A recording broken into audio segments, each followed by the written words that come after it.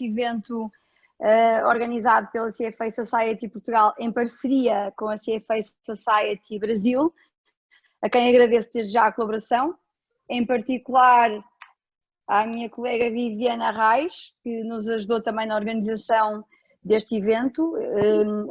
Portanto, um obrigado à CFA Society Brasil e em particular à Vivian. O meu nome é Sandra Costeira, eu sou board member aqui da CFA Society em Portugal e, portanto, bem-vindos a todos. Vamos aqui, o tema hoje em discussão, em conversa, para conversarmos um bocadinho no ambiente que se pretende informal, será sobre o Brasil, os investimentos no Brasil e o que é que esperamos, portanto, o contexto atual e quais as perspectivas e o que podemos vislumbrar num futuro próximo.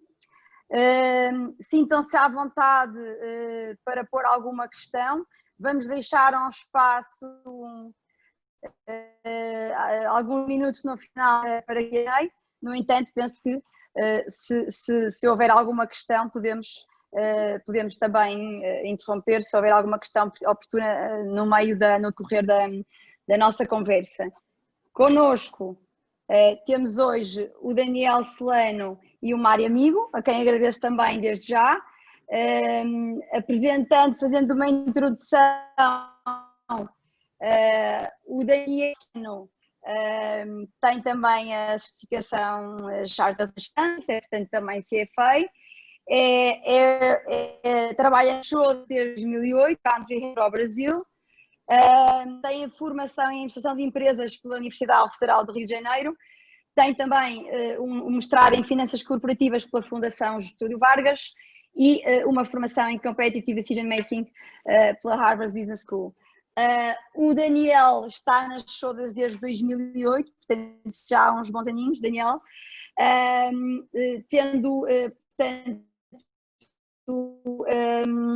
tendo funções de reporte à CVM, regulador brasileiro, pela atividade de gestão de recursos terceiros. Antes de estar nas Chodas, o Daniel trabalhou em alguns bancos também como head de produtos, nomeadamente no BBVA, e portanto atualmente é o representante máximo das Chodas no Brasil e estará connosco para esta conversa sobre o mercado brasileiro. O Mário Amigo, também agradeço. Olá Mário, obrigada. Tem uma formação em Engenharia, em mestre em Engenharia pela Escola Politécnica de São Paulo, da Universidade de São Paulo, com uma extensão enquanto operador avançado de mercado financeiro pela FIA. O Mário atualmente trabalha na Nordea Asset Management, está em Portugal, neste nosso país, há uns meses, como responsável da Nordea para Portugal e também mantém a responsabilidade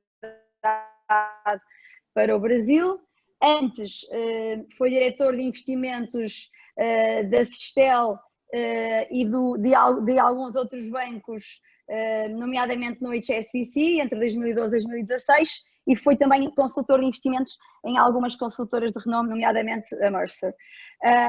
Trabalhou em outros bancos também, no conhecido Banco Safra, e foi também professor mais de 10 anos em cursos ligados à área financeira. Bem-vindos Daniel e Mário. Portanto, eu introduzi aqui o nosso tema. Basicamente, estamos num contexto difícil macroeconómico em termos mundiais.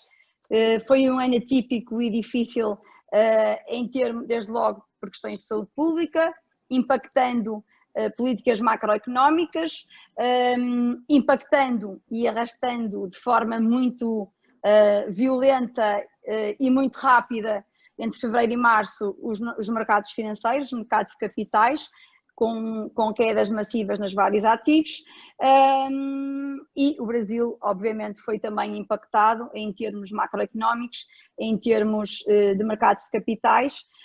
O Brasil tem feito nos últimos anos, como todos sabemos, um excelente percurso, eu diria, em termos de políticas nomeadamente monetárias, com baixas taxas de juros, num controle absolutamente extraordinário em termos de inflação, O que é que podemos esperar?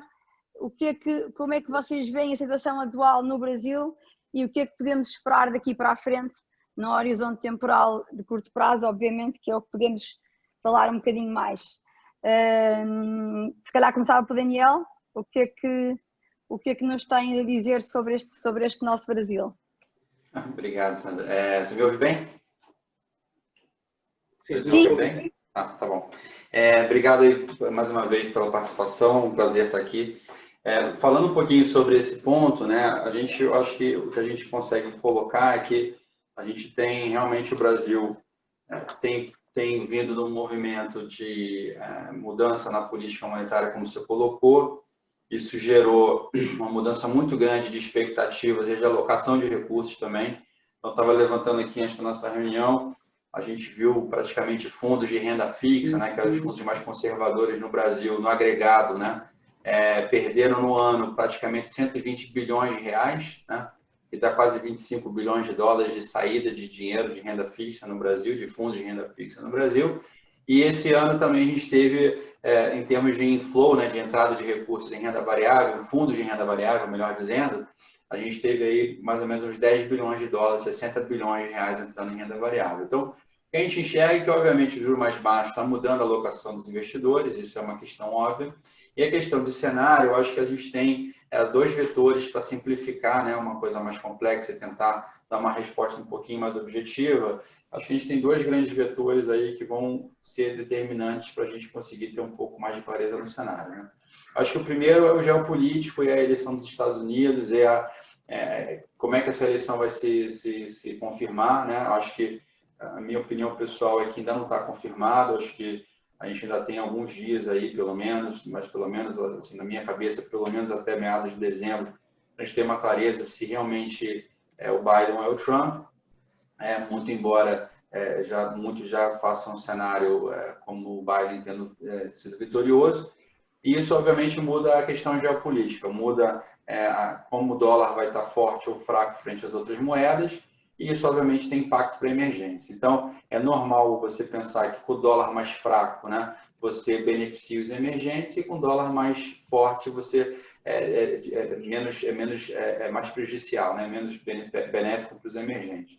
Então, acho que a questão de ser o Biden, o mercado precifica que o dólar vai ficar mais fraco, que, né, ajudaria eventualmente o Brasil.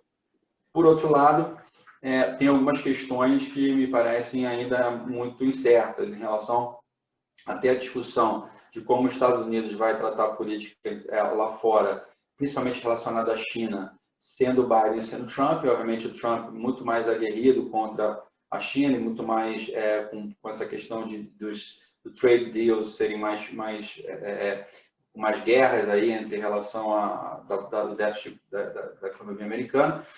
Mas eu acho que o Biden não é que ele simplesmente entra e fica alheio a isso. Mas a questão hoje é um pouco essa. Se o Biden assume, o dólar é mais fraco, melhor emergente. Se o Biden não assume, o dólar pode ser mais forte e talvez num curto prazo para emergência não seja tão bom. Esse é o primeiro vetor. O segundo vetor é um vetor absolutamente idiosincrático brasileiro, que tem a ver com a questão fiscal, né? O Brasil já vinha com uma questão fiscal absolutamente difícil, e com a pandemia isso piorou bastante, porque o governo se endividou muito para conseguir, na realidade, distribuir um pouco de renda durante esse momento de lockdown que o Brasil passou, ainda que não tenha sido na totalidade. A gente vê aqui os números, por exemplo, São Paulo, que é a maior cidade do país, 50% da população nunca teve um lockdown, né? Isso nunca, sempre trabalhou, sempre andou, pelo menos 50% pelos índices de mobilidade que a gente acompanha. E, obviamente, a questão fiscal ele é um problema, mas assim, o mercado precisa entender que é um problema one-off, ele não é um problema recorrente. E aí você tem uma discussão de que, olha, se o fiscal for ultrapassado, do seu ponto de vista de que a gente vai precisar gastar mais e não vai haver reformas estruturantes que ajudem a amenizar essa questão, acho que você vai ter um prêmio na curva de juros e tudo mais muito mais forte.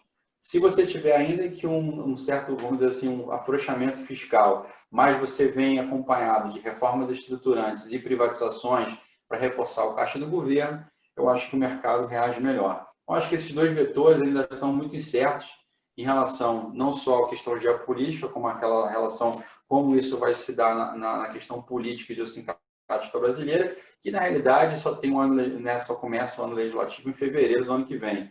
Então, acho que em fevereiro do ano que vem a gente vai ter um pouco mais de clareza de como isso vai ser tratado e muito provavelmente até essa data lá, né, entre 15 de dezembro e provavelmente 20 de janeiro, a gente vai ter o desfecho dessa questão eleitoral americana.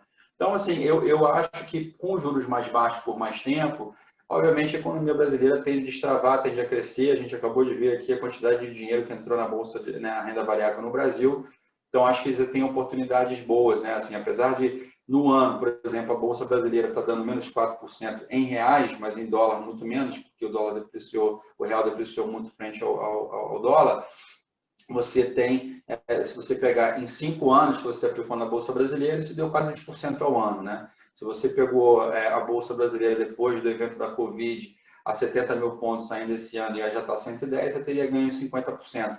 Então, acho que essas questões elas vieram para ficar. Não vejo que os juros vai subir muito no curto prazo, mas, obviamente, a gente precisa olhar um pouquinho mais a tendência de longo prazo para o mercado entender quanto ele vai se acalmar e quanto ele vai ter apetite a risco. Hoje, eu acho que com a abundância de liquidez no mundo, o apetite a risco aumenta. Mas ainda tem algumas questões muito relacionadas à questão americana e como o dólar se comporta e a questão brasileira fiscal, que ainda são difíceis a gente ter uma visão muito clara. Perfeito. Bom, eu vou procurar ser complementar. Na realidade, eu concordo com os pontos colocados exatamente pelo Daniel. A questão dos Estados Unidos e geopolítica no mundo determina muito do movimento das moedas de emergentes e, não diferente, o Brasil vai ser impactado por isso. Então, é sempre importante monitorar isso. O que eu posso complementar aí é um pouco do viés que eu tenho sentido, né? Inclusive, próximo a investidores aqui de fora, tem tido um otimismo para moedas de emergentes e estratégias emergentes. A gente vê, de alguma forma, um pouco da alocação marginal direcionando um pouco mais para emergentes, justamente porque, mesmo que não definido, né, existe ainda uma expectativa talvez mais tendenciosa por uma vitória do Biden frente ao Trump. Então, tem volatilidade no meio do caminho, mas eu diria que os investidores já estão olhando de uma forma um pouco mais positiva para emergentes, e o Brasil, de alguma forma, já está na esteira disso. Acho que essa semana, um sinal bastante claro foi a entrada de recurso estrangeiro na Bolsa local, né? Você vê que teve, na Bolsa local brasileira, né? Você teve a entrada de fluxo de estrangeiro, que já começa a dar uma sinalização. Se é direcionar ao Brasil ou se é via emergentes, e dentro de emergentes o Brasil tem uma participação, isso ainda não tem condições de auferir, mas que tem um direcionamento aí favorável ao Brasil para ações, pelo menos no curto prazo, a gente vê isso. O que vai ditar, no longo prazo, concordo, são questões fiscais, né, no Brasil, questões de como o Brasil vai se posicionar nas suas políticas, né, para receber e para incentivar determinados setores dentro do Brasil, ou seja, se ele for um pró-mercado, se ele for um pró-reformista, se ele tiver na administração de risco fiscal, ele fizer bem feito essa administração, eu diria que ele vai dar um nível de atratividade a investimento estrangeiro e que vai também auxiliar não só os locais, né? Acho que esse é um ponto que o senhor colocou muito bem. Se a gente tem visto uma rotação, né, dos investimentos dos locais, saindo de ativos, né, de baixo risco ou de menor risco para ativos de mais risco, ou seja, redução um pouco na renda fixa para a renda variável, mas você também vai ter a visão, vai ter entrada potencial de investidores estrangeiros. Um caso, só para curioso, eu estava conversando com um investidor de uma casa aqui em Portugal, de Wealth. Ele olhando, a gente estava falando sobre emergentes, né, crescimento China, próximo ciclo, e aí a gente vê vetores bastante relevantes, né, de rotação setorial na China, né, na China indo também para crescimento de consumo interno, né, para áreas de tecnologia, desenvolvimento de tecnologia. Mas aí ele me falou, puxa, o Brasil também tem, de alguma forma, alguns vetores interessantes, principalmente da parte de agricultura, ou de proteína animal, ou seja, se existe uma demanda, existe uma pressão, e o Brasil, em alguns setores, ele pode andar muito bem. Então, falando de certa forma, eu vejo oportunidades na renda fixa, definitivamente, no Brasil. O cuidado é justamente olhos, né, em relação à condução da política fiscal, né, para ver um pouco de momento de entrada, mas o Brasil ainda apresenta, comparativamente com os países desenvolvidos, juros bastante atrativos, né? Então, a gente fala nos títulos indexados à inflação a médio e longo prazo, taxas acima de 4%, né? Estamos falando de 4% de juros reais, que é bastante, claro. De novo, o Brasil tem seus riscos, mas o que é interessante para o investidor que vê uma alocação internacional. O Brasil tem prêmio e alguns emergentes também têm prêmio. Uma vez ficando bem acomodado fiscal, a tendência é que a gente tenha, que essa oportunidade se concretize e o investidor tenha aí um fechamento, né? Com esse excesso de liquidez no mundo, né? Você pode continuar tendo essas compressões de taxas, né? Até que a inflação em algum momento em alguma parte do mundo isso venha a repicar, você ainda tem, eu diria, prêmios nas curvas, né? Desde que o Brasil mantenha-se, né, do ponto de vista fiscal, razoavelmente equilibrado ou que consiga fazer algumas reformas para manter um nível de solvência razoável, né? Então, na Bolsa também acho que tem vetores interessantes, setoriais, né? Acho que tem que se olhar. Então, de forma bem resumida, o Brasil certamente tem oportunidades, tem que saber selecionar, tem que saber avaliar esses riscos. São riscos, né, geopolíticos internacionais, que são riscos de condução de política fiscal, né, principalmente. Acho que o Brasil tem conduzido bem a política monetária dentro do que lhe cabe nesse contexto. Acho que só um ponto que a gente coloca, né, de detalhe aqui, que é interessante nas nossas discussões, é que hoje a gente fala de mundo em termos de problemas, os seus problemas costumam ser problemas comuns. Então, a questão da pandemia, ela atingiu todo mundo, só que a capacidade dos países em reagir à pandemia é diferente. Então, a gente tem que avaliar o quanto que cada um é capaz, nesse fluxo internacional de investimento, em conseguir uma questão de preço, ver como é que está descontado, e uma questão de quanto ele é capaz de conseguir estimular e reagir a esses impactos comuns no mundo todo. Muito bem, então foram respondendo um pouco já à minha questão, ou ao tema que eu iria levantar de seguida, que era concretizar um pouco mais em termos de grandes asset classes, de grandes de alocações de ativos, onde é que veríamos mais valor, onde é que estaríamos de alguma forma mais positivos. Mas, enfim, apanhando aqui um bocadinho o que disseram os dois, o Daniel e o Mário, percebo que se por um lado acreditamos por questões de política americana, que se espera uma desvalorização do dólar e isso será favorável a emergentes, a questão é como é que relacionamos aqui, como é que posicionamos aqui o valor do Brasil, relativo do Brasil no panorama dos emergentes, porque todos os caminhos podem levar mais à Ásia, desde logo à China, não é? Que está um passo à frente, ou dois, ou três, do resto do mundo na questão da pandemia, com crescimentos ainda positivos este ano, e, enfim, a sair disto melhor do que o mundo ocidental. Portanto, de que forma é que pode ser aqui o Brasil ou a América Latina preterida dentro do espaço dos emergentes pela Ásia? Isto por um lado. E sabemos que em desfavor dos países desenvolvidos, e no caso também porque há todo o tema da devaluação do dólar, como o Daniel também elencou. E Mário, percebo também pelas tuas palavras que há aqui espaço, ou que há ainda valor em termos de spreads de crédito, em termos de renda fixa, porque podemos discutir aqui outro tema, que é neste ambiente de taxas de juro baixas em todo o mundo, apesar de sabermos que no Brasil ainda temos taxas altas, aliás temos a curva muito inclinada, ao contrário de algumas outras geografias, a descontar mais reformas, enfim, mais temas próprios de um país emergente, que não se passa noutras geografias, mas dizia eu, todos os caminhos parecem levar neste mundo de taxas baixas à procura, ao searching for yield, à predisponibilidade cada vez maior para ativos de mais risco e com uma preferência à partida mais por equities, mas estamos aqui a ver que também haverá valor no setor corporativo de dívida, ou não, ou a ideia é focar-nos mais em ativos efetivamente mais risco, desde logo as ações, ou haverá realmente lugar a uma baixa ainda maior, porque as taxas de juros no Brasil têm estado a cair, não só as taxas mais longas, mas também a própria Selic, que começou acima dos 4 este ano e está já a 2, portanto as taxas curtas também fizeram um caminho de descida forte, mas há ainda valor no espectro do fixed income, da renda fixa, ou não, ou deveremos direcionar-nos mais, porque o mundo assim pede, com uma maior disponibilidade para mais risco, e devemos focar-nos mais em equities. E eu acho que os dois temas, quer o equity, quer o fixed income, ligam na minha primeira questão, como é que o Brasil se posiciona dentro do espaço dos emergentes, que é tão heterogéneo, como sabemos, e que temos aqui enfim, temos aqui uma economia a ganhar, a mostrar cada vez mais a sua força e a destacar-se um bocadinho como a China.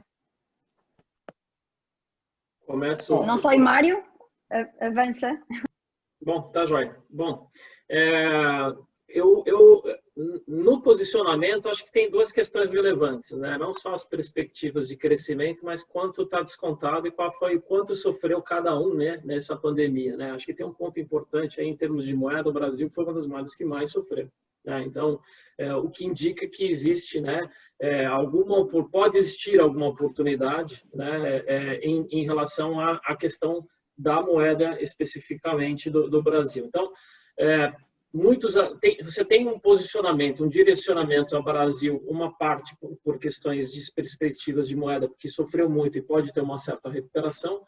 Quando a gente fala de algumas casas, né, a gente tem casas que estão falando aí num patamar, é difícil cravar um número, né? Câmbio a gente sabe que é um dos itens mais complexos de a gente fazer um forecast, mas algo mais próximo a 4,80, 5, né? Você vê por muitas casas colocando isso, né? E a gente está falando aí que teria uma potencial apreciação de novo, né? Seguindo todas essas características, esses pontos que a gente discutiu anteriormente. Em relação a entre equities e renda fixa, né? Aí eu vou colocar um pouco da visão, inclusive da visão da casa, né? A gente olha as relações risco-retorno melhores hoje em equities, mas a gente coloca isso que a gente tem que ser muito prudente na forma como se coloca equities na carteira, né? Obviamente, né? Obviamente o investidor ele tem que fazer isso ou de alguma forma paulatina, ou com os determinados cuidados, ou colocar outros ativos na carteira que tenham descorrelações para ele colocar dentro do defeito da carteira e não ficar extremamente exposto, né, a risco de mercado de ações globais. Aí estamos falando de emergentes ou globais de uma forma geral. Oportunidade em renda variável no Brasil, entendo que a gente tem de novo, mas a pandemia sempre coloca um ponto importante da seleção de ativos, né? Ou seja, sempre muito prudente, né? E aí, esses posicionamentos que se tenham parceiros que busquem dentro daquele mercado as empresas que estão melhores posicionadas e que vão sofrer menos, né, esses efeitos, vão criar oportunidades ou com a recuperação pós-pandemia ou com o efeito pandemia. Então, o valor existe, mas eu vejo um valor muito mais direcionado aí, que a gente discute, numa gestão ativa com um parceiro que consiga se posicionar. Tá? Isso olhando do ponto de vista de alocação. Renda fixa, o Brasil apresenta prêmios, mas, de novo, né, todo prêmio que a gente tem nas curvas brasileiras, ele não é de graça. Né? É um prêmio porque tem um risco intrínseco nas nossas curvas. Esse é um risco das discussões, né, da capacidade fiscal do Brasil. Né? Claro que a gente viu nesse último mês um agravamento dessas discussões, por isso que a gente nota um incremento, né, dessas taxas na parte mais média e longa da curva. Mas, em tudo, a gente está em um período de eleições aqui municipais, né, então tem muita dessa discussão de gastos. Em um Brasil conseguindo contornar essas condições e ele conseguindo administrar bem esse risco fiscal do ano que vem, existe uma tendência, desde que o mundo se mantenha líquido, né, existe uma tendência que tenha um prêmio nessa curva a se capturar com algum potencial fechamento. Né? De novo, eu estou colocando cenários, né, desde que ocorram todos esses eventos na sequência. Então, Oportunidade na renda fixa existe. O ponto é que o brasileiro, de uma forma, aí falando do brasileiro em si, ele está acostumado a remunerações de 2 dígitos, né? É isso.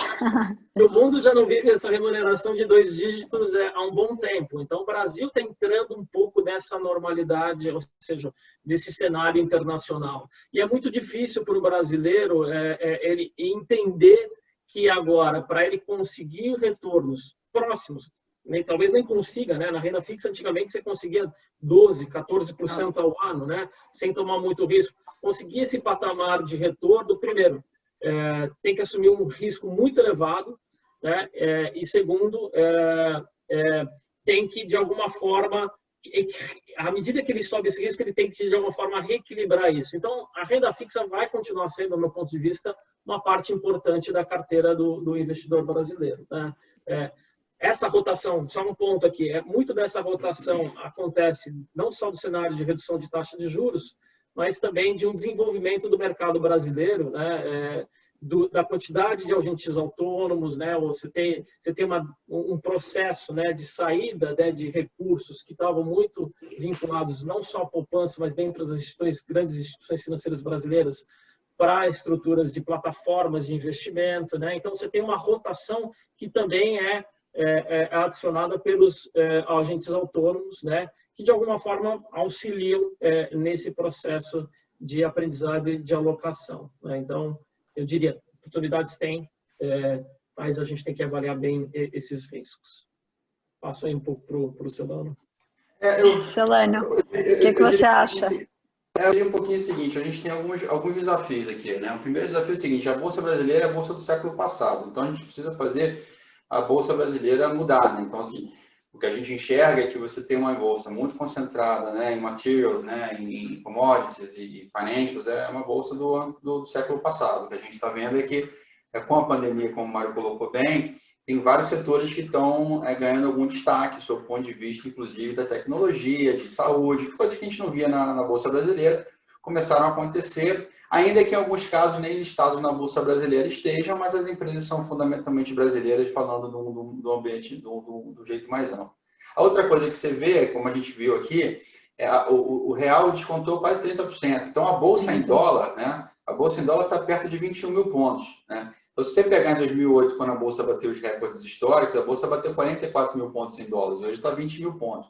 Se você olhar o PNI, né, o Price Earnings das ações, está elevado porque o earnings está muito baixo, né? E aí a gente começa a olhar para frente e acha que isso aí é muito mais para perto de 16 do que 18. Então, você tem aí um upside em bolsa? Tem, mas eu acho que a gestão ativa, nesse caso, vai ser preponderante. Eu acho que a gente teve um ambiente de liquidez muito elevado no mundo e você basicamente comprava o beta, né? Comprava o risk premium e subia, né? Então, você meio que botava o centro de segurança e o negócio subia. Eu acho que hoje isso não vai ser mais a realidade. Você vai ter que estar nos setores certos, nas empresas certas. Eu acho que isso acabou gerando, inclusive, uma demanda maior, inclusive, para esse tema de ESG, que a gente vem falando, né? Que a gente vai falar, inclusive, mais à frente. Por conta dessas questões. Em relação à renda fixa, o que eu acho? Eu acho que assim, não é porque a Selic está 2% que a renda fixa morreu, né? Mas eu acho que você vai ter que ser muito mais criterioso em como montar seu portfólio e entender que você vai correr mais risco. E isso não é muito diferente do que aconteceu, por exemplo, nos Estados Unidos, né? Antes você pegava um bond americano, ganhava 5% em dólar e carregava um bônus de 5 anos. Agora, você carregar para ganhar 3% em dólar, você tem que carregar um bond de 10 anos, de 15 anos, e você corre um risco de duration, que a maioria das pessoas não entende o que é isso, que é qual é o prazo do teu ativo, ele faz com que a renda fixa, né, que é um valor futuro definido, tenha oscilações bem maiores do que o esperado, quanto maior esse prazo. Então, você tem um risco de duration muito maior. Então, hoje, você vai pegar o juro de 2025, você está falando de um juro de 6,5 já, né? E a Selic é 2. Então, a curva é inclinada, como a Sandra acabou de colocar. Então, assim, você tem dois riscos. Se você tem um cenário mais positivo, com a injeção de liquidez, o dólar depreciando, o Brasil crescendo, aí você não tendo um problema fiscal, esse juro de 6 e pouco de 2025 tende a cair. Mas você não pode afirmar isso hoje, porque se tiver um problema fiscal gigante, esse juro de 6,5 vai a 8,5.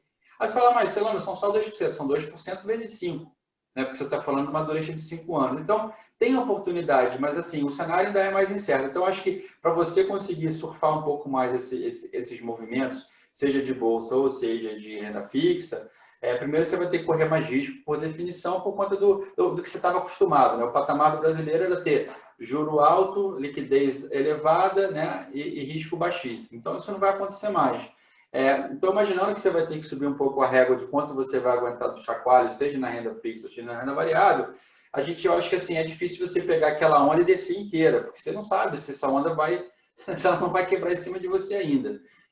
Mas que tem prêmio, tem. Se você pensar a Bolsa Brasileira descontada, ela está descontada, ela em dólar está descontada, você tem o earnings que tende a subir, né, com uma recuperação econômica, mas você não pode ter uma âncora fiscal destruída. E aí vai depender desses dois fatores que a gente falou do início, geopolítico, de humor do mundo, de liquidez e para onde vai o dólar. E aí você pode ter, por exemplo, a gente tem no Brasil 3 bilhões de dólares investidos na Bolsa Brasileira já há bastante tempo, e a gente carrega uma posição overweight em Brasil já há algum tempo. Mas com algum solavanco, né? Quer dizer assim, e como o Mário falou, bem colocado, é que assim, essa questão da pandemia vai estar no mundo inteiro. Como cada um reage é diferente, mas de certa maneira não é um concurso de beleza, é um concurso de quem está menos pior, né? Porque todo mundo teve né, fraturas. Assim, o cara que só quebrou um braço está melhor que o cara que quebrou o braço e as duas pernas, né? No final, é um concurso que no mundo é esse, né? O concurso que está menos avariado, não é o concurso de quem está melhor posicionado, né? Então, eu vejo um pouco isso, assim, se o Brasil só quebrou um braço e o outro aqui do lado quebrou braço, perna, né, e tal, você vai ter uma vantagem competitiva. Mas eu diria que ainda é cedo para você estar de peito aberto em qualquer um desses cenários. Eu acho que você tem que aproveitar, então, por exemplo, eu na pessoa física, quando a bolsa bateu 70 mil pontos, eu comprei mais, né? Bateu 110 ainda não vendi, ainda estou olhando um pouquinho, mas você tem que olhar um pouquinho também essa questão dos timings, né? Eu acho que você não vai acertar o timing, você tem que estar atento a isso. Então, acho que por conta desses riscos, não dá para simplesmente você estar compradaço nos juros ou estar compradaço na bolsa. Mas eu acho que você precisa entender como é que você vai colocar o teu portfólio. Assim, você tem que ter alguma bolsa, você tem que ter alguma renda fixa, e eventualmente até essa questão que você colocou, Sandra, de corporativo, né? Eu acho que você vai ter, com o juro mais baixo e a desintermediação que está no mercado brasileiro, você vai ter mais empresas emitindo com mais profundidade, com os spreads menores. Mas enquanto você não fecha o balanço, fecha o ano e consegue enxergar que a economia volta a uma normalidade no ano que vem, tem muita gente ainda com preocupações, né? Mas você ter produtos de crédito corporativo no Brasil que vão te pagar CDI mais 1, CDI mais 2, é um spread muito razoável para uma companhia de alta qualidade. Porque você está falando no CDI a 2, né? Se você dá CDI mais 1, você já está dando metade a mais. Se você dá CDI mais 2, já está dando o dobro do CDI em cima de uma empresa de qualidade. Mas o que precisa ter um pouco mais de clareza de que essas empresas de qualidade, no ano né, fiscal seguinte, vão retomar as suas atividades. Acho que a questão de liquidez bateu menos nas empresas, muitas estavam com caixa alta, então acho que a gente não teve um problema de solvência na maioria das empresas. Mas, obviamente, isso não é ilimitado, isso não é indefinido. Quer dizer, se você ficar 2, 3 anos sem faturar nada, sem receber nada, ainda que você seja eficiente, tenha caixa e reduza custo, uma hora a conta chega. Então, eu acho que a gente vai ter uma visão mais clara no primeiro trimestre, e aí o mercado vai se ajustando. Quer dizer, a gente não vai esperar o primeiro trimestre e dar um passo de máximo que a pessoa posiciona. Mas, claramente, o posicionamento começa a mudar, e a gente já viu que tem mudado, né? Como eu falei no início. O dinheiro que saiu da renda fixa, de fundos de renda fixa no Brasil nesse ano foi 120 bilhões de reais. E o que entrou em renda variável, só em fundos de renda variável, sem contar os investidores de pessoa física diretamente, entrou quase 60 bilhões de reais. Então, assim, esse shift de asset allocation vai acontecer por conta da política monetária mais baixa, né? Eu acho que isso não tem como a gente fugir. Ok, boa. Portanto, interessa é investir e time in the market. Agora, puxava aqui para a nossa conversa um tema que está na ordem do dia e que não podíamos deixar de o abordar aqui e que também tem aqui um especial foco no Brasil, enfim, por questões que todos conhecemos, que é o ESG. Portanto, como é que vemos este tema no Brasil? Se está em marcha, se há muito apetite por parte dos investidores que querem investir no Brasil, se este tema já é uma preocupação, como é que veem o ESG atualmente no contexto dos mercados financeiros no Brasil? Eu diria, pensando aqui pelo Brasil, depois o Mário fala da visão do estrangeiro olhando para o Brasil, eu teria três pontos aqui para dividir com vocês. Acho que o primeiro ponto é o seguinte: como é que a gente, pelo menos na empresa aqui, enxerga o ESG, né? A gente enxerga o ESG como uma dimensão de análise que você precisa fazer mais ampla, né? Onde você vai olhar esses aspectos de Environmental, Social and Governance, e você as empresas que trabalham com isso melhor, que dão mais atenção, que são mais disciplinadas, são mais criteriosas, tendem a performar melhor no longo prazo. Ou seja, elas acabam tratando isso melhor. Então, por exemplo, ela não vai ter um turnover tão grande de funcionário porque ela paga bem, ela não vai ter um problema de supply chain porque ela está olhando os seus fornecedores, ela não vai ter um problema de ter os dados, né, dos seus clientes fraudados, roubados, e obviamente as pessoas têm um problema em relação à marca, a regulação muda e atrapalha a empresa. Então, assim, as empresas que olham isso de uma maneira um pouco mais ampla tendem a performar melhor no longo prazo porque elas serão mais resilientes. Essa é a nossa visão. Então, essas empresas tendem a entregar resultados melhores e reduzir o seu custo de capital. Além disso, você também tem a questão de você reduzir o risco de cauda, que é aquele risco que tem baixa probabilidade de acontecer, mas quando ele acontece, ele tem um efeito muito negativo do ponto de vista de erosão de valor. Então, você acaba sendo isso aí como mais uma ferramenta de risco, né? Você tinha, quando começou a indústria de asset management, era importante tirar dar retorno, depois era importante como você dava o retorno, né? O risco, o retorno, quer dizer, quanto de risco você corre para ter aquele retorno, e finalmente você tem hoje o risco, o retorno e o ESG, que é você olhar isso de uma maneira muito mais ampla para conseguir também se proteger de determinados riscos, né? De determinados riscos ambientais, de multas, de coisas que vão. Então, essa é um pouco como a gente enxerga. Olhando um pouquinho para a demanda do Brasil, a gente faz isso há 20 anos no Brasil, né? E a gente sempre falava que fazia isso. E, na realidade, a percepção que a gente tinha era que a gente ia para uma reunião com o cliente, falava sobre isso, o cliente falava, poxa, que legal, bacana. Tá, mas e a performance? Tá, mas eu não sei o quê. Então, assim, era uma coisa que ok, mas assim, come another day, não? Hoje você fala a mesma coisa, cara, mas me explica como você faz. Quantas pessoas você tem analisando isso? Como é que você analisa? Como é que você mede? Aí você começou a falar, opa, peraí, a gente tem sistemas proprietários, eu meço assim, a gente cria, o nosso Global Footprint ajuda a gente a comparar, a gente não consegue, tem um scoring, porque o analista que cobra o mesmo setor na Austrália e no Brasil. Por que você dá uma nota tão boa e tão ruim se a gente faz a mesma coisa? Aí você começa a criar isso de uma maneira muito mais proveitosa. Então, eu acho que isso começou a acontecer, sem dúvida começou a acontecer. A segunda coisa que eu vi que a terceira coisa em relação aos pontos que eu queria dividir é que, assim, o que você enxerga é que o ESG significa muitas coisas diferentes para pessoas diferentes. Então, o que você está começando a acontecer agora é como é que eu meço isso, qual é o framework que eu tenho, quais são os guidelines que eu tenho que seguir, como é que eu evito greenwashing, né? Eu acho que não existe um cara que é zero ESG hoje e amanhã é 100%. Isso não é uma coisa que você decide ser ESG, você precisa incorporar uma série de fatores de uma maneira disciplinada, de uma maneira que faça sentido, que você consiga medir. Se você consegue medir, você consegue gerenciar e você consegue traduzir aquilo para uma linguagem que os portfolio managers entendem, que é dinheiro, custo, risco, né? Antes é uma ideia. Enquanto você não consegue colocar aquilo como um valor, como um risco, como medir isso, você não consegue ver o cara achando valor nessas análises. Então, o que a gente percebe é que tem uma demanda maior para esse assunto. Acho que, por conta de vários fatores, inclusive de quando você tem risco, você tem um flight to quality, e o flight to quality acaba beneficiando as empresas que são mais resilientes, né? Que normalmente, as que olham ESG com mais critério, são mais resilientes, e aí você vê, inclusive, fundos de ESG performando muito bem. E aí você começa a falar, bom, isso aqui é legal nisso, eu consigo medir, entendo um pouco melhor, ainda performa bem, eu acho que aí você realmente consegue crescer com o tema de uma maneira muito mais fundamentada, e não de uma maneira que é uma percepção, né? Acho que a gente tinha muita discussão de ESG que eram percepções, e hoje você começa a entrar no ESG na prática e conseguir medir, conseguir olhar. Então, tem pouca oferta, né, disso. Acho que ESG não necessariamente é ativismo, ESG tem mais do que isso. Você pode ter filtros, você pode ter um sistema integrado para olhar isso como mais uma lente de risco, e você pode ter fundos 100% sustentáveis que combinam as duas coisas.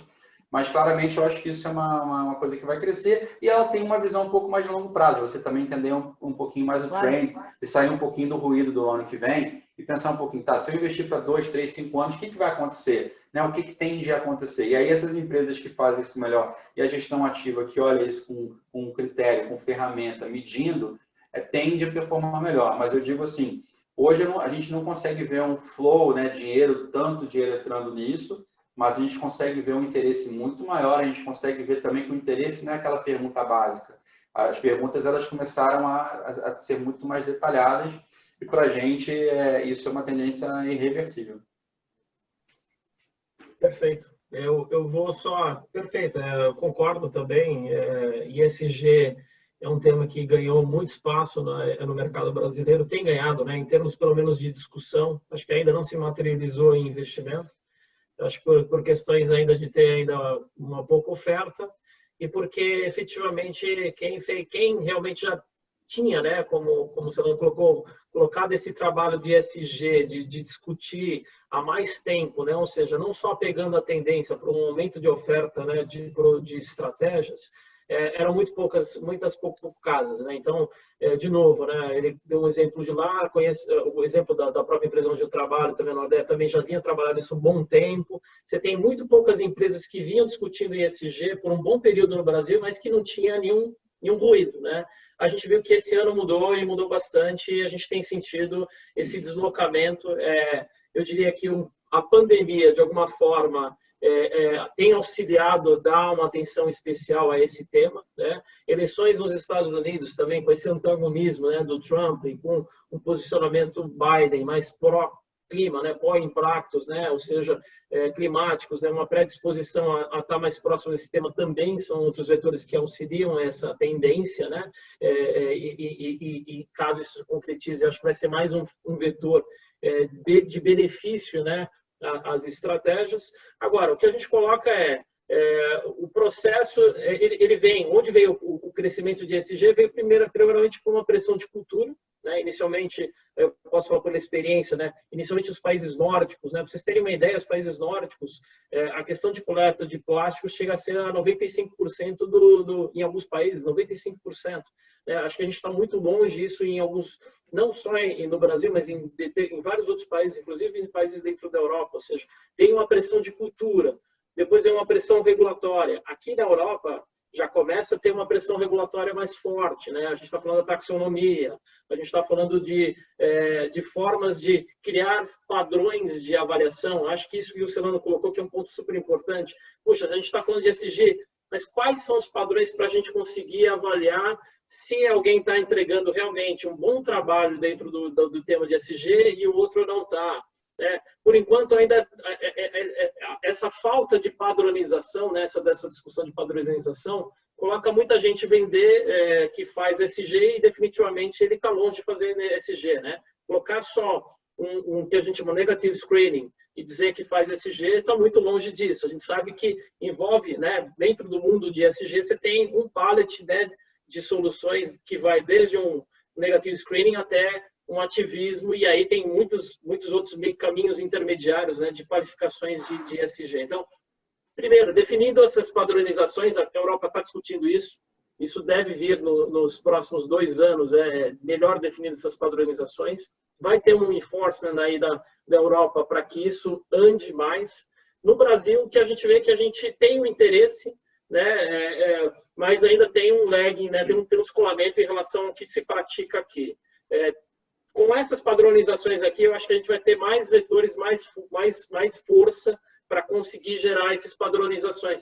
Foi o que aconteceu, por exemplo, no GDPR, né? A Europa já vem trabalhando no GDPR há um bom tempo, o Brasil tem a Lei Geral de Proteção de Dados, que foi discutida no ano passado e deve se implementar. Acho que o ESG, de alguma forma, vai ser tracionado e vai ser um tema relevante nos próximos 2, 3 anos. O ponto não dá para a gente, no Brasil, acho que essa é a minha dica para os investidores, a gente esperar que as coisas aconteçam. Acho que a gente já tem que, nesse momento, procurar entender, procurar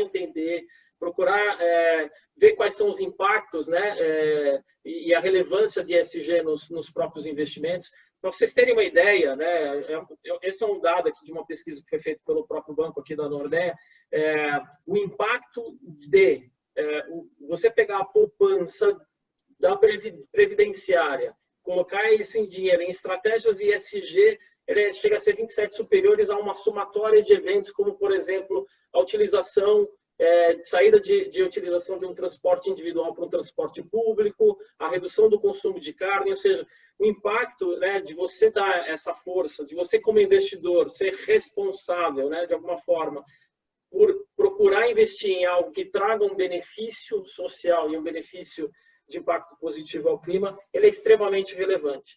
E eu coloco aqui, discute-se muito, e assim, a gente não dá para falar o termo falácia, mas, poxa, muita gente colocava como antagonismo, né? Poxa, você vai investir em SG e você vai deixar retorno de lado. As coisas andam juntas, não dá para falar sobre isso, é inaceitável. A gente tem, eu vou dar um exemplo aqui, né? Um exemplo do MCI, que é um independente. Pra vocês terem uma ideia, que eles fizeram uma avaliação dos últimos 7 anos, pegaram o retorno médio de mercados emergentes, o índice, né, de MCI em mercados emergentes, dando 3,3 de forma anualizada, e eles pegaram o ESG Leaders, né, os líderes de ESG, o retorno anualizado foi 6%. Então, você tem uma diferença, que é essa diferença realmente, né, de uma melhor administração de risco, e ESG é uma componente dessa administração.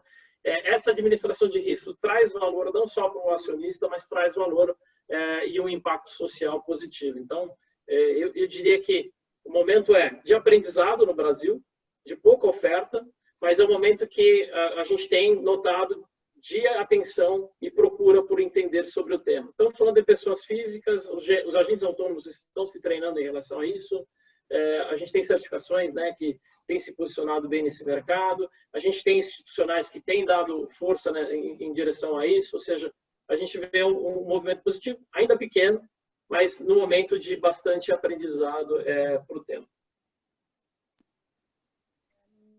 Ok, eu vou introduzir agora aqui perguntas que surgiram aqui da nossa audiência. Quais as probabilidades do plano de privatizações avançar e qual a disposição política para mais reformas no mandato de Bolsonaro e quais seriam as mais preponderantes? Não sei quem quer inaugurar aqui a resposta a estas questões, Mário, Daniel. Eu posso tentar brevemente começar e deixar a batata quente para o Mário. Eu acho que eu diria o seguinte, particularmente eu entendo que essa questão política a gente só vai ter um pouco mais de visibilidade depois dessas eleições municipais que o Mário comentou agora há pouco, também de quem vão ser os presidentes das casas, né, legislativas no ano que vem, né? Então existe muita confusão ainda se há uma recondução do presidente da Câmara e do presidente do Senado, se não haverá essa recondução. Eu acho que isso muda muito o tabuleiro político. Então, eu acho que isso não dá para a gente cravar, porque claramente é difícil saber, porque isso é uma componente que a gente só vai saber à medida que as coisas forem se desenrolando. No entanto, eu acho que tem uma outra questão aqui que aí independe de quem vai sentar nas cadeiras, que é o seguinte: se você tem uma pressão maior de gasto, até por conta de pandemia, né, eu acho que a pressão que você vai ter sobre as casas legislativas para avançar as agendas de privatização é muito maior, que é de onde você vai financiar um pedaço desse gasto sem ter que se endividar. Então, assim, eu acho que uma lição muito clara que o Congresso, independente de quem está sentado lá hoje, viu no último episódio de impeachment, foi que uma crise financeira muito aguda, né, e onde o Congresso não ajuda a resolver essa crise, mas ela aumenta essa crise, gera uma insatisfação gigante, né, na classe política, e você pode perder, inclusive, os assentos e os apoios populares. Então, isso acho que isso já está claro, acho que não vai haver dúvida quanto a isso. Então, quanto maior a pressão de que você precisa gastar um pouco mais, mas você não pode gastar sem ter disciplina fiscal, e você precisa, então, fazer um funding disso via privatização, e você precisa de reformas que ajudem o investidor de longo prazo a enxergar que a trajetória do Brasil não é uma trajetória insustentável, eu acho que isso vai existir, independente de qual seja a legislação, né, quem vai sentar nas cadeiras. Mas eu acho que quem sentar nas cadeiras pode fazer isso ser mais rápido ou não, e eu acho que também vai depender muito da questão de qual é a pressão popular e circunstancial para se gastar mais ou não no Brasil, inclusive em função do que se gastou esse ano e da pandemia que pode se gastar ainda. Imagina, né? Ninguém está esperando necessariamente que o Corona Voucher continue nada que valha, mas foi uma crise sanitária que você não consegue, é imponderável, né? E aí, as reformas, obviamente, mais importantes, você vai desde a reforma administrativa, que é mostrar que o futuro está ancorado, até a reforma tributária, que é um nó, né? Então, essas duas, obviamente, seriam muito importantes para mostrar o seguinte: nos próximos anos, se você tiver uma reforma administrativa razoavelmente bem feita, você tem quase 40% do funcionalismo público se aposentando, né? Então, você consegue, com digitalização, uma coisa, reduzir esse custo. Então, você ancora as expectativas para os próximos 5 anos, sob o ponto de vista de gasto público, sob o ponto de vista da máquina pública. Em alguma medida, obviamente. E o outro lado é você conseguir ter um sistema tributário mais simples, né? Menos oneroso e, eventualmente, mais eficiente sob o ponto de vista, inclusive, dessa questão de que você fala do imposto digital. Hoje você tem uma pedada economia que não é mais a economia de 20 anos atrás, do século passado, é uma economia do século atual. Você tem que, o teu sistema tributário precisa acompanhar o que está acontecendo com o mundo e, ao mesmo tempo, ser simplificado para você não ter um sistema tão oneroso quanto o do Brasil. E isso ajudaria demais o Brasil, sob o ponto de vista fiscal, expectativa, inclusive, facilidade de fazer negócios e também, sob o ponto de vista de flexibilidade do orçamento, né, que hoje é muito amarrado. Então, acho que essas coisas tendem a acontecer, mas a gente não consegue cravar, porque, obviamente, político é mais difícil ainda, é tão difícil quanto prever o dólar, né, Mário? Não, perfeito. Não tem batata quente. Na realidade, acho que você já fez uma resposta super adequada. Acho que é exatamente isso. Precisa ter uma definição dos participantes, né, que vão realmente definir essa agenda, né? Então, quando ficar mais claro é que a gente vai ter realmente o desdobramento, uma visão melhor do que vai acontecer. Porque realmente tem alguns riscos na mesa, mas a gente preza para que o bom senso seja colocado e a gente não tenha uma discussão de insolvência no país, né? Então, acho que tem bons exemplos, né? Existe até um custo político, né? Se o Brasil realmente sofrer muito, isso também vai ter um custo político, talvez seja a forma de contrabalançar um pouco, ou seja, pelo menos ter uma predisposição à aprovação dessas reformas. Ok, agora, antes de abrir aqui a questão, abrir aqui a sessão de Q&A, se houver questões, queria só aqui uma questão prática. Não sendo o real uma moeda convertível, enfim, não sendo aqui na Europa, fora do Brasil, tão fácil o acesso a produtos em reais e a investimentos brasileiros, como é que veem este tema, como é que sugerem, como é que, em termos práticos, um residente fora do Brasil consegue aceder ao mercado brasileiro?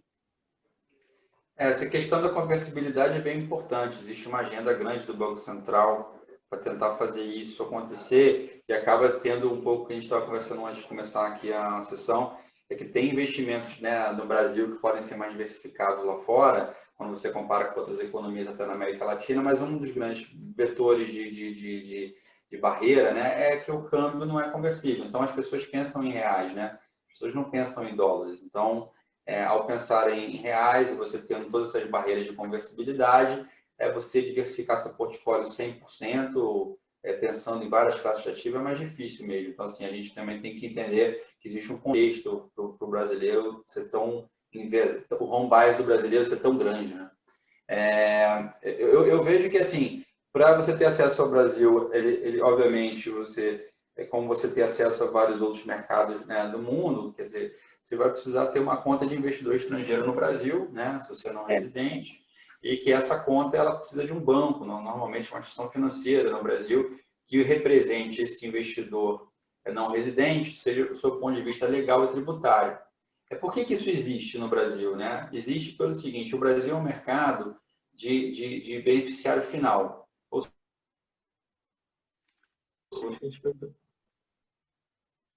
Ativo. Cortou alguma coisa ou não? Cortou, Daniel. Você está aí com um problema. Tá. Agora voltou, né? Voltou. Agora voltou. A imagem não, mas segue. Ouvimos bem agora. Tá. Então, você tem essa questão dessa conta de não residente, porque o Brasil é um mercado de beneficiário final. Significa dizer o seguinte: quando você compra, até na Bolsa de Valores, um ativo, você usa um intermediário, que é uma corretora, um broker, ele tem que alocar aquilo que foi negociado na sua conta pelo preço negociado na Bolsa, né? Você não tem uma mesma situação que você tem nos Estados Unidos, por exemplo, que a corretora pode ser realmente um agente intermediário que compra um preço e vem e te aloca outro preço, né? Então, isso no Brasil não existe. Então, como você precisa dessa questão do beneficiário final, você precisa de uma instituição financeira que seja responsável por esse não residente que não tem domicílio no Brasil, né? Então, por ser um mercado de beneficiário final e tudo que você transaciona no Brasil, você tem que saber quem é que está levando para casa esse dinheiro, quem é a pessoa física, a pessoa jurídica, o fundo, você precisa dessa instituição financeira que o represente aqui. Então, acaba que você vai fazer uma conta de quanto você quer investir. Assim, o custo de você ter essa conta para poder investir aqui, correr o risco de moeda, ou você não ter essa conta. É como você pensar também, por exemplo, do brasileiro investir nos Estados Unidos. Ele é não residente, ele vai ter que abrir uma conta fora, essa conta vai custar alguma coisa e tal. O que acontece é que hoje no Brasil, a gente conseguiu ter essa indústria, que a gente chama de feeder fund, que é você monta um fundo no Brasil que acessa uma estratégia no exterior como se estivesse no Brasil. Então, para o investidor brasileiro, você compra um fundo como qualquer um, só que o underlying é outra coisa. Então, para a gente, ficou muito mais fácil investir no Brasil, investir fora do Brasil, sem precisar mandar o dinheiro fora do Brasil. O dinheiro continua, sim, não é que o dinheiro continua no Brasil, você bota o dinheiro em reais num fundo no Brasil, e esse fundo é que vai mandar o dinheiro para fora e vai transacionar o ativo subjacente lá fora, mas para você, imposto de renda, a transação, a grana, o sistema bancário é igual, né? Como se você estivesse comprando um fundo local. Obviamente, quando você está do lado de fora, isso não acontece. O que existe uma discussão também que vale a pena a gente colocar aqui, mas ainda não avançou, mas é um interesse razoavelmente grande, da CVM, né, que é o nosso regulador aqui, é de você criar um passaporte, igual você tem na Europa, você criar um passaporte para que você consiga investir no Brasil através desses fundos que têm um mecanismo de passaporte, onde eles estão listados de uma maneira em que o investidor estrangeiro comprasse como se fosse comprar um fundo UCITS, né? Um fundo Luxemburgo, um fundo em Ireland, por aí vai. Isso é uma vontade que o governo brasileiro quer fazer para que o mercado de capitais brasileiro cresça, mas você tem algumas barreiras e uma delas volta a ser a questão da conversibilidade da moeda. Perfeito. Esse é o desafio, né? Quando a gente fala de um investidor que quer investir no Brasil, acho que o Celano colocou bem, a questão da não conversibilidade envolve uma série de características e de controles, né? E de eventual custo, né? Ou seja, você não tem são algumas instituições que vão realmente viabilizar esse investimento. Então, um investidor, uma pessoa não residente, né, do Brasil, ou seja, uma pessoa que esteja no exterior e queira fazer esse investimento, tem contas não residentes, dá para fazer essa conta não residente, mas como a instituição financeira ela é representante desse investidor e tem as suas responsabilidades, ela tem que também oferir um custo condizente com essas responsabilidades. Então, no final das contas, o investidor consegue acessar, existe uma certa liberalidade para esse investimento, então a gente tem aqui a CVM, o CMNI 4373, né, que fala exatamente sobre isso. Exato. E tem uma série de, eu diria assim, algumas, não diria isenções, mas até tributações mais vantajosas para esse investidor estrangeiro, dependendo do tipo de classe ou do tipo de ativo que ele vai investir, o que torna-se interessante. Mas aí é um caso a caso, né? Esse investidor, para você ter uma ideia, aqui a gente está falando, eu peguei alguns números aqui, a gente está falando de um universo hoje aqui no Brasil de aproximadamente 18 investidores não residentes, a gente está falando hoje aqui, pelo menos por dados, 18.244. Não é um universo tão grande, né? Pode fazer sentido, mas tem que olhar exatamente o custo de manutenção, qual é o volume que vai se aplicar, se aquele investimento que você vai fazer tem algum tipo de benefício, né? A questão já tem entre países, pelo menos, a questão de não ter a tributação sobre o ganho financeiro, isso já é algo muito interessante, né? A gente está falando entre Portugal e Brasil. Mas aí tem que fazer conta, tem que realmente olhar, e aí a recomendação, tipicamente, é ter parceiros, instituições que tenham, né, braços dos dois lugares que possam facilitar esse processo. O acesso. Esse acesso, né? Até mesmo como algumas empresas especializadas que podem auxiliar com o suporte de avaliação tributária. Então, não é uma conta simples, tem que se avaliar. Entendo eu que tem, assim, a oportunidade, possa fazer sentido, mas aí tem que olhar o caso a caso, né? Então, a gente também tem outro tipo de conta, né? A gente está falando da conta do não residente também.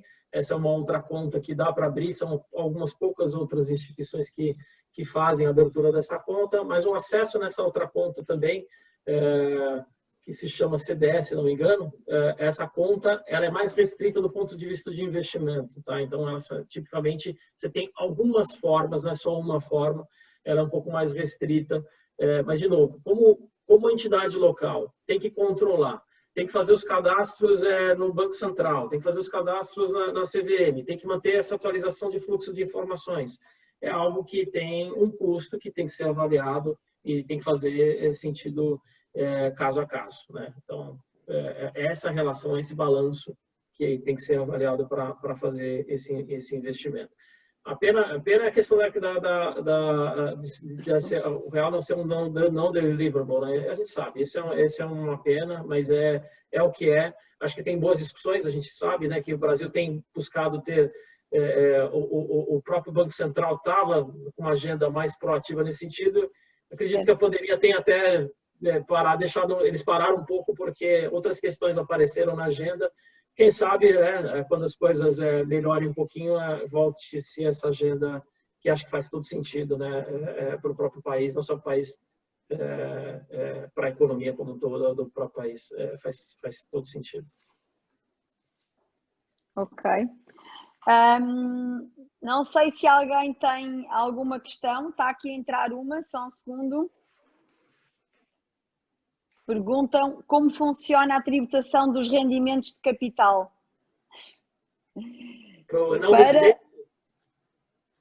A questão não está clara, mas imagino que para um não residente. Portanto, sim, para não residentes.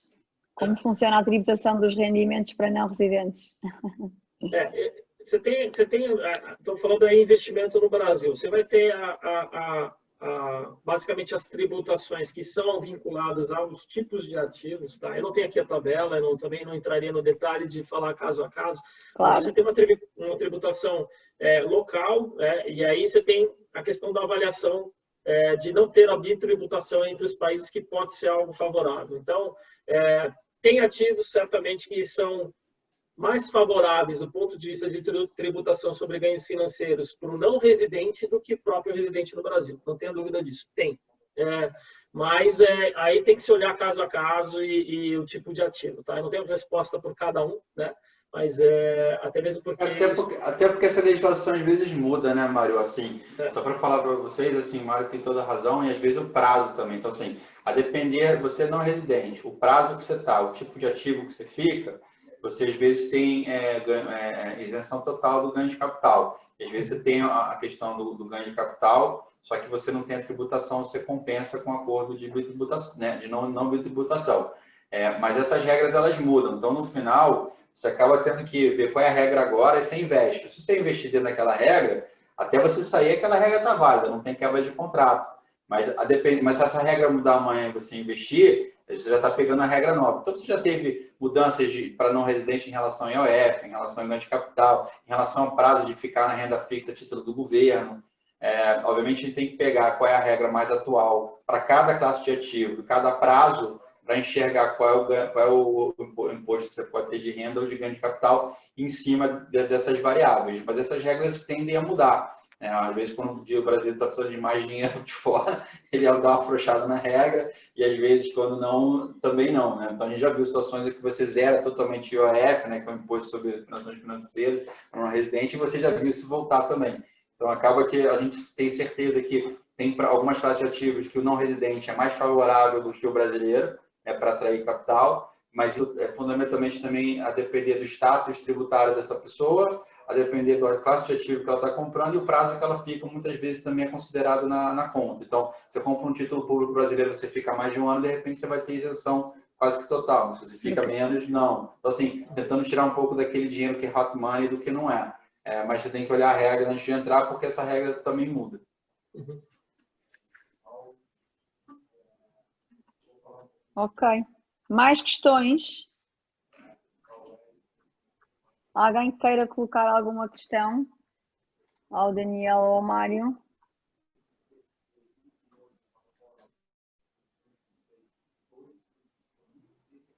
Bom, não havendo questões, Mário e Daniel, ficaram muitas coisas por dizer, não sei se querem dizer assim alguma nota final, alguma coisa das muitas que ficaram por dizer que achem pertinente, que vos ocorra. Eu só finalizaria dizendo que assim, a gente vai ter oportunidades dos dois lados. Acho que você vai ter muito mais diversificação do lado brasileiro. Eu acho que também você tem que ter um pouco mais de facilidade do investidor estrangeiro estar no Brasil, porque você, sabendo fazer direito, você tem oportunidades, né? Você tem oportunidade na bolsa, tem oportunidade na renda fixa aqui e fora. Obviamente, isso depende também de algumas questões mais regulatórias, né? E você ter o acesso mais fácil. Mas eu acho que esse pode ser um evento, o primeiro de alguns, né? A gente pode fazer uma série de Brasil e Portugal e aí a gente ir detalhando os temas com a Society Brasil e Portugal e trazendo cada vez um pouco mais de interação entre os dois países de culturas que são fortes e tão arraigadas aqui de para a parte.